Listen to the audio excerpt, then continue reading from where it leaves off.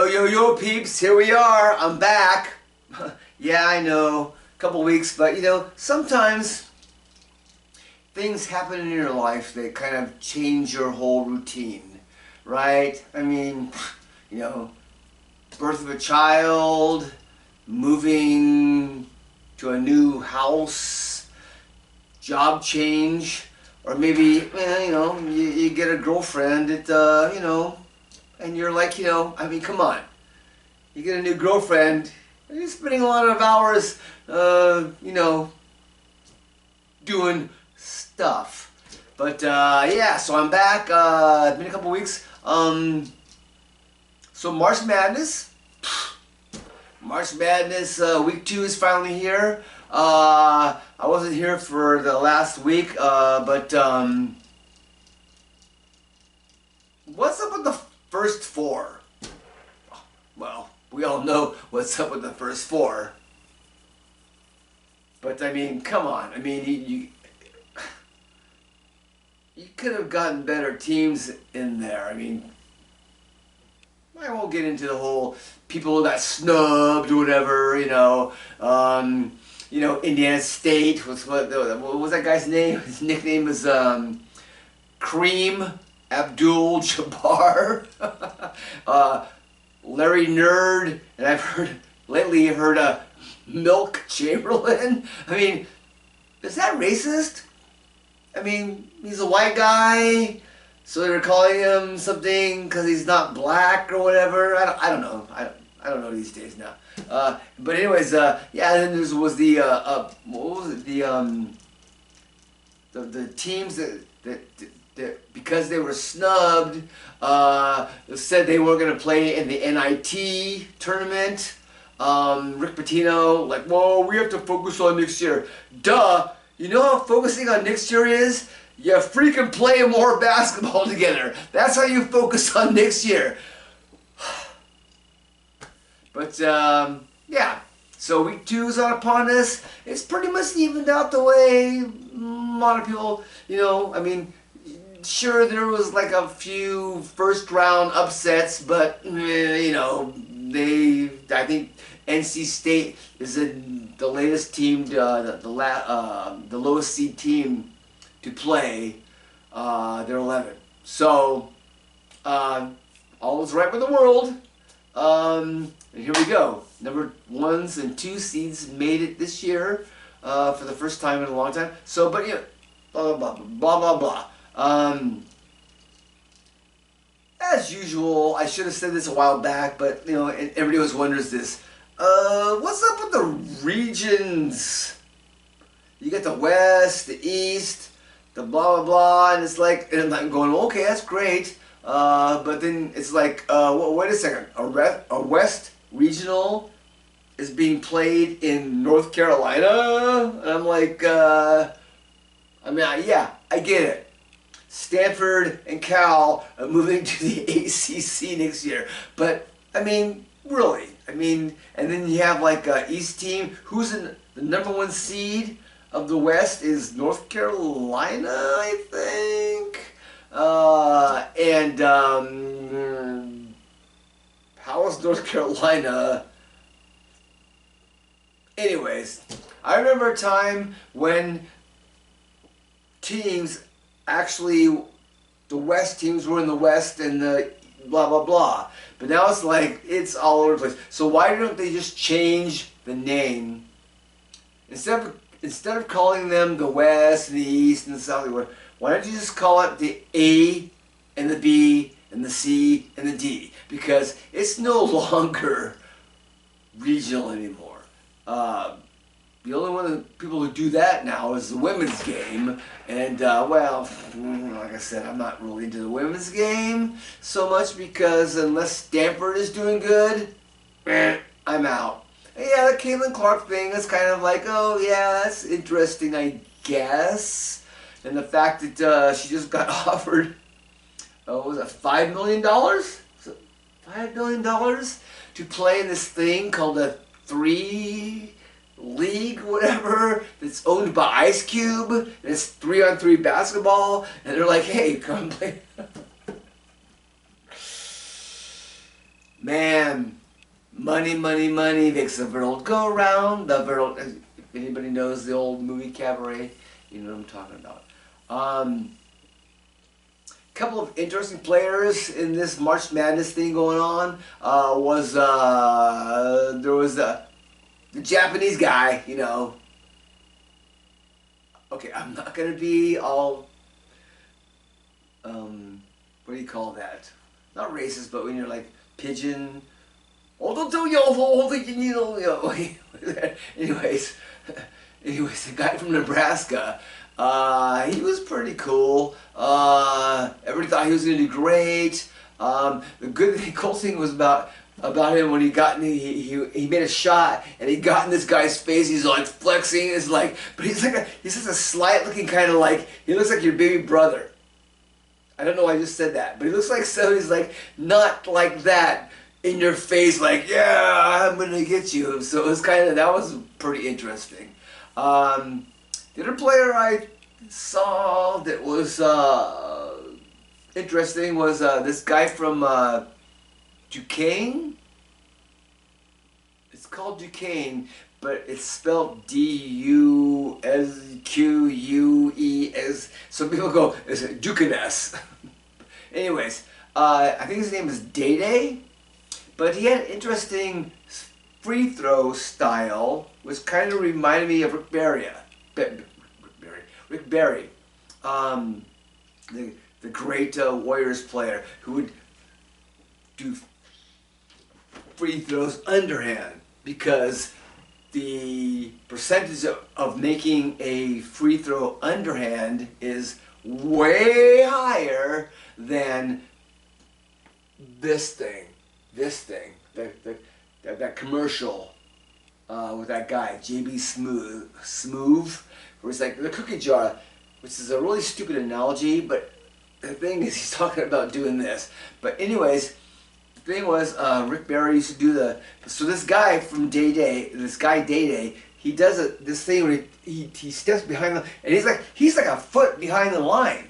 He's not like on the line, and he shoots the ball like kind of a two-handed thing into the bucket, and he's doing pretty good. So I mean, once again, I never understand why, if you are less than a 75% free throw shooter, do you not go to the granny shot? Because your numbers will go up. And also, it might win you some games. So, anyways, just saying.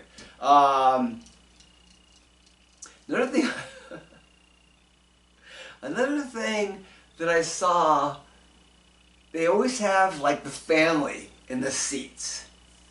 And you get the moms. And they're just like, yeah, I'm moving. There's a difference between black moms and white moms. The white moms are like, yeah. The black moms are like, I mean, okay, I'm exaggerating a little bit here, but it's like, you see the black moms and the white moms, they don't you do the same. So I was thinking, what if you put the black moms, what if you put all the moms in the same section and say, oh, that's my kid, that's your kid, that's your kid, that's your kid. Man, I don't know. I'm thinking maybe fisticuffs might break out, but that would be awesome. Yeah. Put all the moms together in one section and see what happens. Yeah.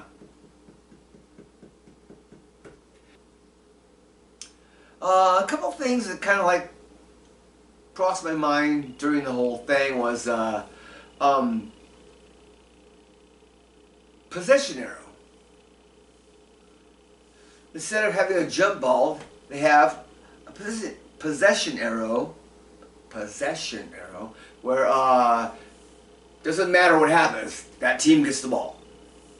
I was thinking, why doesn't the NBA do this? Because that's a really good thing. I mean, really.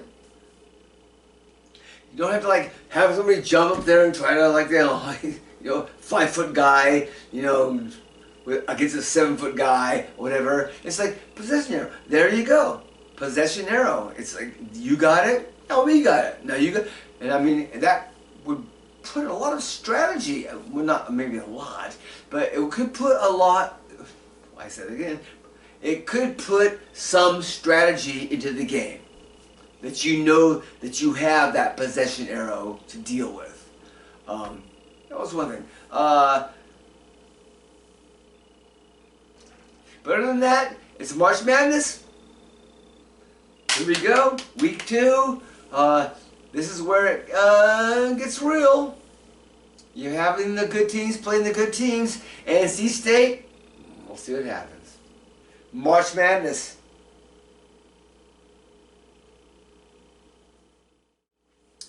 Alright, so this past week the NFL owners had their meeting. And this is where they usually vote on rule changes and, I don't know, Tom Brady's ownership. Well, that's kind of weird, right? Well, we're voting on Tom Brady owning, or partially owning the Raiders. And then they delayed it because whatever reason. Oh, we're going to be thorough in our. It's like, what? Are you going to find all of a sudden he was running some sex trafficking ring or whatever? I mean, it's like, oh well, we're really being diligent in our whatever. But anyway, so yeah, so they had the owners meeting. This past week. They discussed the hip drop tackle ban. They addressed the new kickoff rules. There was a red flag rule, blah blah blah, and so listen. Here's the thing. So there's a competition committee, and there's the ownership. So the competition committee reviews the rules that have been submitted to them, and they say, oh yeah, but man, we don't like this one, like this. And then they go to owners, and the owners go, okay, boop, yay, yay, yay, nay. One guy goes nay, yay, whatever. And I'm like going, how does that work? It's like, so basically the owners are there, but they're basically at the whim of the competition committee? I don't know how that all works out. Who's voting on what? Who votes? It's kind of like England, where you have the Queen, and then you have the Prime Minister, and you know the Prime Minister is really running the country, but the Queen is just a figurehead or whatever, but she can say, if she wants to come out and say, well, my bad, King, it's the King now. The King wants to come out and say, yeah, I don't want that. What happens then? So it's kind of a weird situation. But anyways, they voted on this stuff. The hip drop tackle ban basically means that you cannot unweight yourself and then fall down on some guy's legs. I think the key thing here is the legs. That's what they're trying to keep out. So when people say it's going to not have you being able to tackle somebody unweighting yourself, that's not true. It's only if you land on the leg. That's, I guess so. How far down the rabbit hole do we go on these rules? I mean, we all know that the rules have been changed to allow the defense to be basically handcuffed. What's what they can do? Because people want to see more scoring. And let's face it, the NFL stock is, you see that chart with the graph on it, that, and you see it, it's going up. So you know, people talk about, oh, well, it's going to turn to flag football now. Well, no, it's not. You know, let's put the flag, no, it's not. It's going to be the same product. People are going to still watch it, and, you know, that's the way it is. The other thing was the kickoff rule was where, like, they're doing that kind of an XFL hybrid thing. They finally got around to that. I know I talked about this a couple weeks ago. So, I'm not going to explain it. I am not going to explain it to you. You can go on and you can Google it. It's one of those things where it's like, yeah. But there are people talking about how what happened was that the competition committee kind of like treats it a little bit, where people are going, this is not going to make any difference. There's still going to be a whole boatload of touchbacks. Me myself, we'll see. We'll see what happens. The big thing going on right now has been rolling on is the draft, right? So we have all of a sudden all these mock drafts, 3.0, 4, whatever. And once again, the last show I said, there are so many people out there doing these mock, why am I doing quotations? Because it's real. These mock drafts.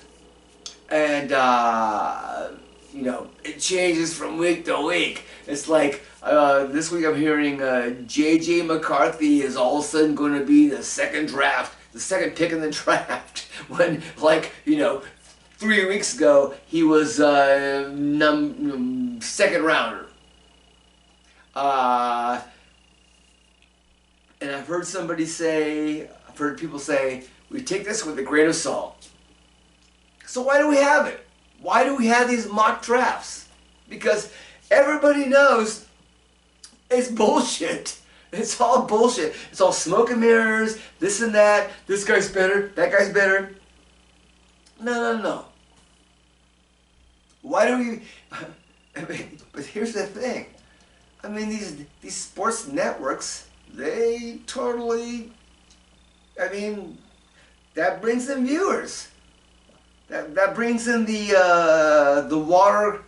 Back in the day, we called it the water cooler dialogue, where, oh, hey, Joe, and they're all in suits, white shirts and ties. Hey, what do you think about the Chiefs this year? And they're drinking their water, those little cone cups or whatever. But anyways, I'm just saying, it's like, why do we need to have these discussions? Because apparently, after I mean, it used to be the first 5 picks everybody knew, but now it's like, I don't know, you know, it's like, could it go to 9, 10, who knows? Everybody has their own little thing there, and we talk about it and why. Speaking of the J.J. McCarthy situation, of quarterbacks moving up from being second round to all of a sudden the number 2 pick. There was a person talking the other day about how, well, you know, everybody's drinking the J.J. McCarthy Kool-Aid.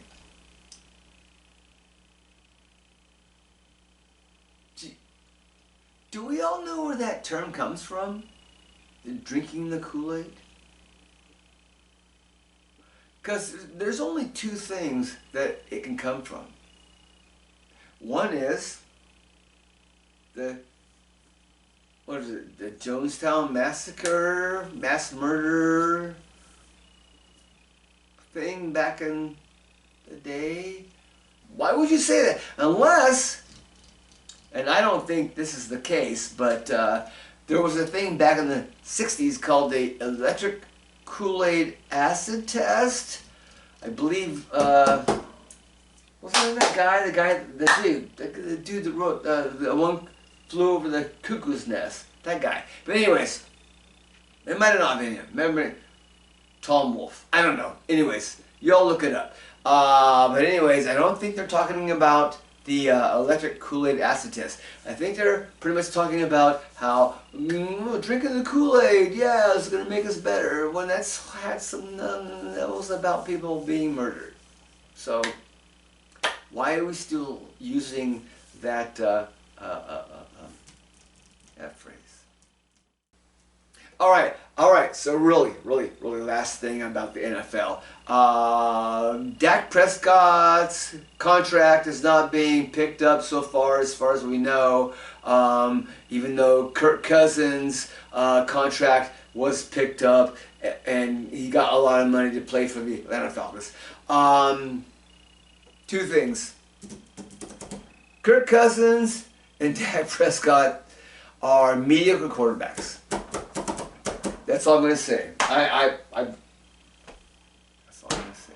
Not to say that any one of them cannot win a Super Bowl, but I mean,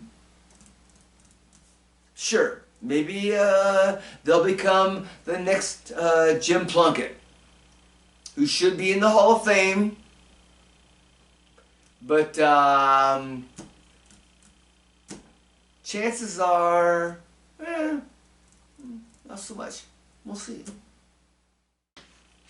So I had this whole sheet here dedicated to the Shohei Ohtani situation.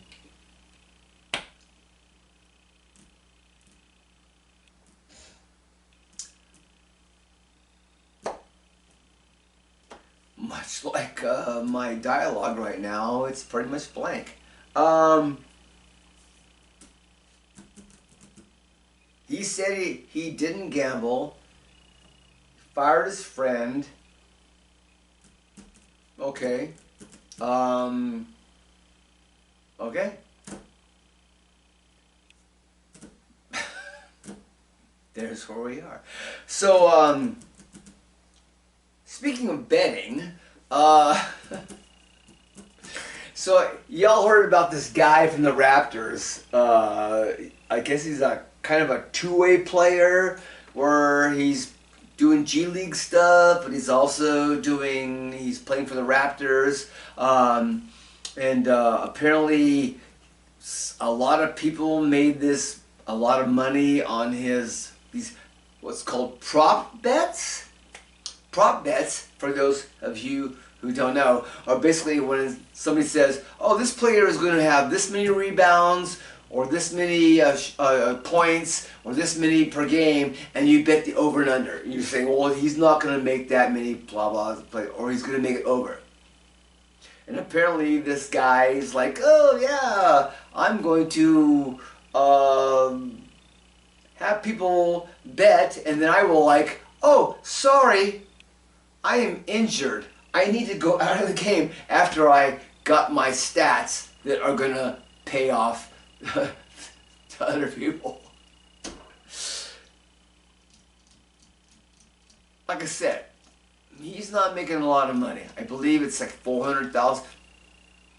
Okay, he's making a lot of money for the regular person, but as far as NBA players, you know, he's not making that much money. So he's trying to parlay something into something. I don't know. But anyways, so the NCAA came out this past week, and said, you know what? We need to ban those, because I mean, anybody can do it. You got some guy sitting on the bench at a freaking college game, and he's going, oh, hey Joe, get in there. And I was like, I'm gonna get the 1 point, or I'm gonna get the 1 rebound. So what happens then? Oh, I'm going for a rebound, and my buddy's going for a rebound. I'm gonna like knock it out of his hands so I can get the rebound. I mean, what the F? You know, it's like I mean, you gotta expect the fact that all of these leagues have pretty much become partners with gambling. So what do you expect? But it's going to be interesting to find out how that works out, because, you know, people are going to circumvent that. They're going to try to find a way around that, and hey,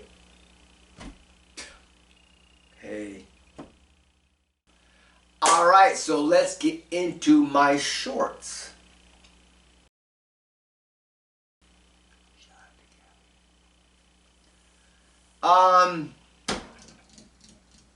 Taco Bell commercial. $3 menu. I haven't been there for a while, so I don't really know what that means, but the important part is apparently there's a band and they're traveling and they have a $3 a day per diem. I remember back in the day when I was in a band and I was living, I had no job, and I would have the road crew. I wouldn't have them, but I talked to my road crew, hey man, can you give me $1 so I can go down to the AM PM and get the 2 hot dogs for a buck, and then I would get another $1 so I can get a bottle of Gatorade, because that's what I was, drinking, other than the beer and the whiskey. But yeah, so I mean I would go down there and get that, but $3 a day in today's money, that ain't nothing. How the heck you getting a $3 a day per diem? That's like 1.5 tacos at Taco Bell. Let's see. What's up with the Colo Guard logo? I see the C. Am I doing it wrong? I see this, and the other thing is kind of like is that a Q? Because it's not a G. So I don't understand what the Colo Guard logo is supposed to be until it turns into that face. But I don't think the face is...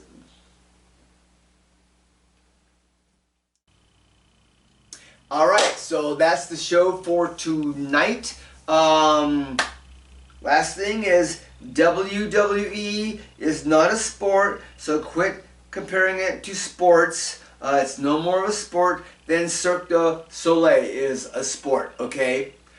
Second thing is Jim Plunkett should be in the Hall of Fame. Those are 2 truths. Peace out.